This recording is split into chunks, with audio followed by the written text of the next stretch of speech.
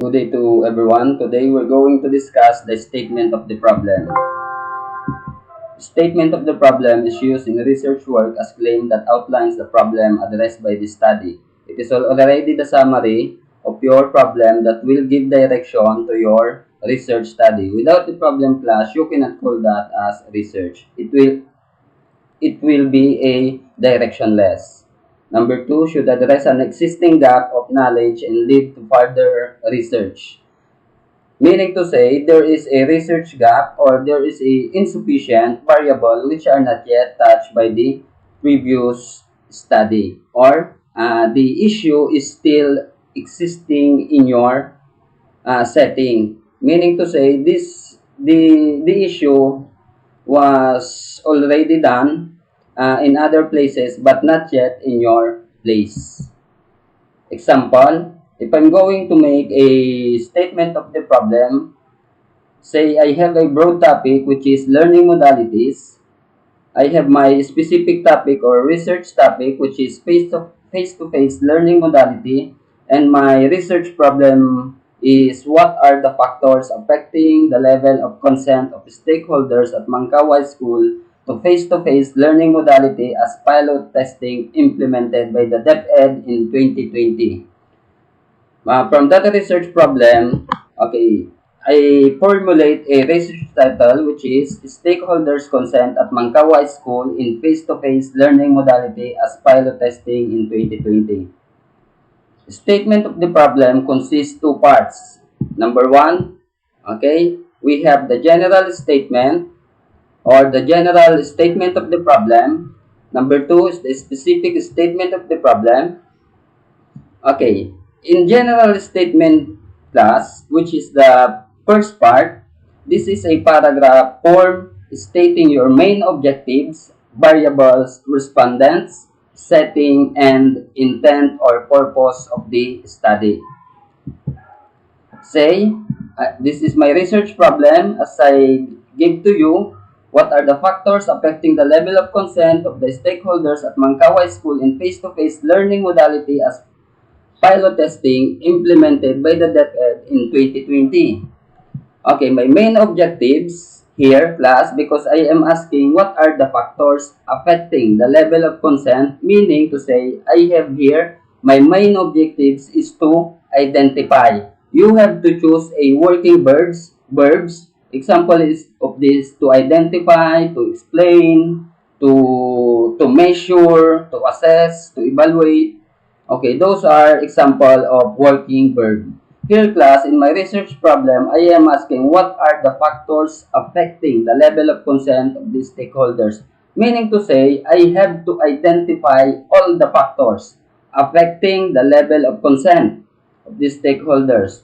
Therefore, my main objectives, one of my main objectives is to identify. To identify, the identify is my working variables. And I have also here to describe another working variable, a working verb, because I'm going to describe the level of consent of the stakeholders at Mangkawa High School. Okay, therefore, my main objectives is to identify and describe.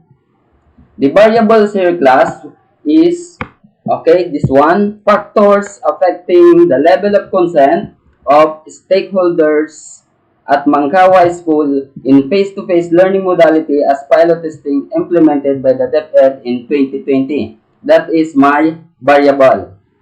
The respondent, of course, you have the stakeholders, the respondent or the participant. The setting, we have here the setting which is Mangkaw High School and in 2020. That will be our setting. The intention or purpose of this study, okay, because this one, I'm trying to say, my assumption here, I'm trying to do this research because it will serve as the basis of the Department of Education or by the division office in decision making and policy. All of this class, the main objectives, variables, respondent setting, this will be our keys in order for us to make a general statement. Now, it's my let's make general statement. The first part of your statement of the problem. Okay? This is in declarative form, this is in paragraph form. The first part, general statement, declarative or in paragraph form. Okay, I will write that in this way.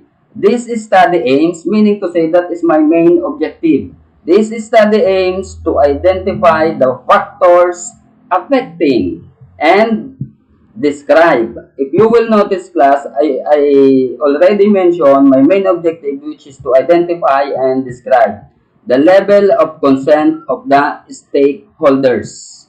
The participant of this study are the stakeholders, okay? I already mentioned the respondent of Mangkaway School this year 2020. Okay, the Mangkaway School this year 2020, that is our setting. Then the last one is the intention and purpose of the study. The findings can be used as basis in decision making and policy. All of these, the main objectives, variables, respondent, setting, and the purpose can be seen in your general statement. That is your key in order for you to make a general statement. Next, specific statement of the problem. The second part of the statement of the problem, we have a specific statement of the problem is used to address the general statement of the problem and written in interrogative form. Okay, general statement, we have here the study aims to identify the factors affecting and describe the level of consent of the stakeholders. The participants of the study are the stakeholders of Mangkaway School this year 2020. The findings can be used as basis in decision making and policy. The second part, class, this is now your specific statement of the problem. Specifically, this seeks to answer the following questions. Number 1, because I'm going to identify, therefore my question is what? What are the factors affecting the stakeholder consent in face-to-face learning modality this year 2020? Okay, by asking this question, I can already identify the factors affecting the level of the stakeholder consent in face-to-face learning modality this year 2020.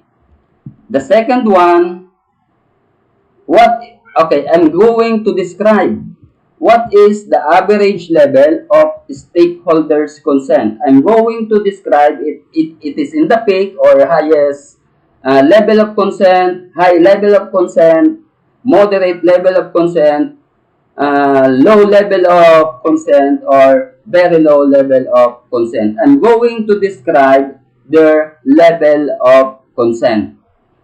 The third one, based on findings, how these major factors can be resolved to attain the highest level of consent. Okay, that will be our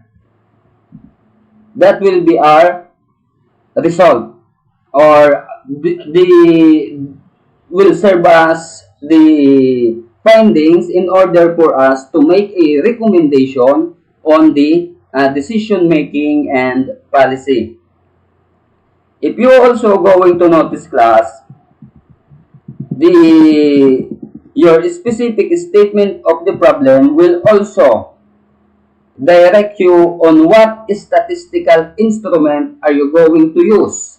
It will also direct you on what kind of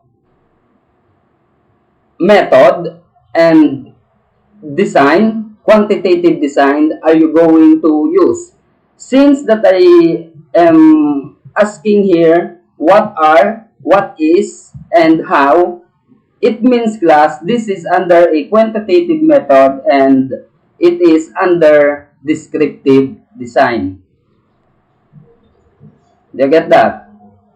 All in all, class, in your chapter 1, okay, it will be your statement of the problem. This study aims to identify the factors affecting and describe the level of consent of the stakeholders in face-to-face learning modality as pilot testing. The participants of the study are the stakeholders of Mankawa School this year 2020. The findings can be used as basis in decision making and policy. Specifically, this seeks to answer the following question. What are the factors affecting the stakeholders' consent in face-to-face learning modality this year 2020? What is the average level of stakeholders' consent? Based on findings, how these major factors can be resolved to attain the highest level of consent. Okay, it will only consume class in your research paper, it will only consume one coupon band or one page. However, class, I prefer to use this one, these two parts, but in other form class, we have also another form in writing statement of the problem, wherein it consists three parts, namely the ideal, the reality, and the consequence. All of those class is in paragraph form. We don't have there the interrogative form. But for the sake of your research paper, let us prepare to use these two parts. That's all. Thank you. Good day.